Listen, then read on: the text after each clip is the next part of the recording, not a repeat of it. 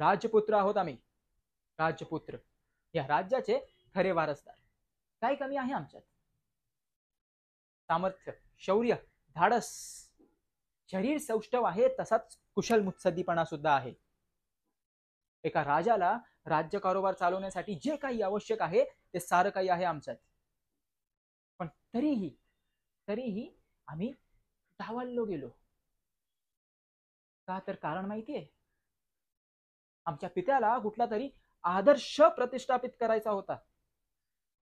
काय तर म्हणे, राजकन्याला राजगादी द्यावी हा जगावेगळा विचार झाला पाहिजे. जगावेगळा. का?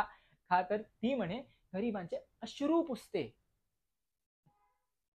अरे मग सेविका बनून सेवा करावी ना तिने गरिबांची, राजगादी कशाला हवी आहे? आणि तसंही राज्य कारोबार चालवण्यासाठी सामर्थ्य लागतं. म्हणूनच आजवर पुरुषांनीच राज्य कारोबार चालवावा असा दंडक आहे.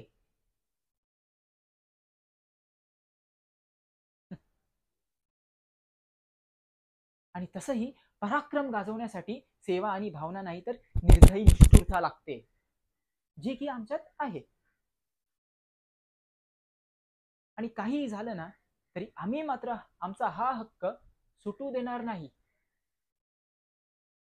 आमच्या आईसाहेबांनी आमच्या या हक्कासाठी भरपूर यातना झेलल्या आहेत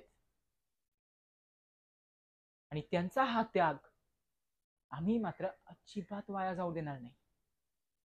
म्हणूनच काहीही झालं तरी हे सिंहासन आम्हीच मिळवणार.